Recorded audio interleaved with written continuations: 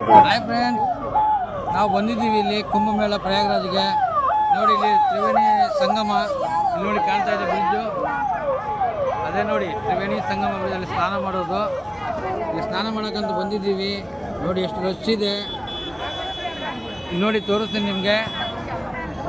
ಬರೋರಿದ್ರು ಯಾರು 3 ತಾರೀಕು ಮೇಲೆ ಬನ್ನಿ, ಯಾಕಂದರೆ ತುಂಬ ರಶ್ ಇದೆ. ಜನ ನೋಡಿ ಯಾವ ಥರ ಜನ ಇದ್ದಾರೆ ಅಂದರೆ ಇಲ್ಲಿ ನಿಮಗೆ ಕಾಲಿಡೋಕ್ಕೆ ಜಾಗ ಆಗ್ತಾಯಿಲ್ಲ, ಅಷ್ಟು ಸಮಸ್ಯೆ ಆಗಿದೆ. ಪಾರ್ಕಿಂಗಿಂದ ಹಿಡಿದು ಜನಗಳಂದ್ರೂ ವಿಪರೀತ ಜನ ಬಂದಿದ್ದಾರೆ.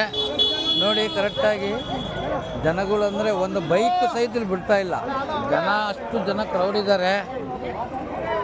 ಯಾರು ಕುಂಭಮೇಳಕ್ಕೆ ಬರೋರಿದ್ದರೆ ಮಕ್ಕಳನ್ನಾಗಲಿ ವಯಸ್ಸಾದವ್ರನ್ನಾಗಲಿ ಸ್ವಲ್ಪ ಅವರ ಜೋಪಾನ ಮಾಡ್ಕೊಂಡು ಬನ್ನಿ, ಯಾಕಂದ್ರೆ ತುಂಬ ಕಷ್ಟ ಇದೆ, ಹೇಳ್ಕೊಂಡಂಗಿಲ್ಲ. ತುಂಬ ರಶ್ ಇದೆ, ಅಷ್ಟು ರಶ್ ಅಂದರೆ ಕಾಲಿಡಕ್ಕೆ ಅಷ್ಟು ಜನ ಜಾತ್ರೆ ಆಗಿಬಿಟ್ಟಿದೆ. ಅದರಲ್ಲಿ ನಾಳೆ 29 ಮೇನ ಅಮಾವಾಸ್ಯೆ ನವರಾತ್ರಿ ದಿವಸನೇ ಶ್ರೇಷ್ಠವಾದ ದಿನ ಅಂತೆ. ಹೀಗಾಗಿ ಜನ ಎಲ್ಲ ಕಡೆಯಿಂದ ಬಂದುಬಿಟ್ಟಿದ್ದಾರೆ. ಅದು ಬರೋರಂತರೂ ಮಕ್ಕಳನ್ನ ವಯಸ್ಸಾದವ್ರಂತೂ ಸ್ವಲ್ಪ ಕೇರ್ಫುಲಿ ಮಾಡ್ಕೊಳ್ಳೇಬೇಕು, ಯಾಕಂದರೆ ವಿಪರೀತ ಜನ. ನೋಡಿ ನಾನು ತೋರಿಸ್ತಾ ಇರೋದು ಇವಾಗೀಗ ವಿಪರೀತ ಜನ. ಅಲ್ಲಿ ನೋಡಿ ಇದೆ ತ್ರಿವೇಣಿ ಸಂಗಮ ಸ್ನಾನ ಮಾಡೋದು, ಆ ಬ್ರಿಡ್ಜ್ ಕೆಳಗಡೆ ಇದೆಯಲ್ಲ ನೋಡಿ ಎಷ್ಟು ಜನ ಇದ್ದಾರೆ ಅಂದರೆ.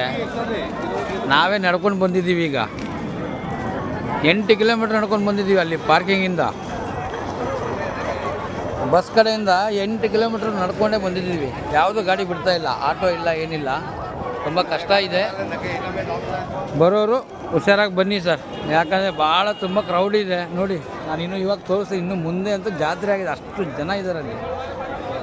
ನೋಡಿ ಒಂದ್ಸರಿ ಯಾವ ಥರ ಜನ ಇದ್ದಾರಂತೆ.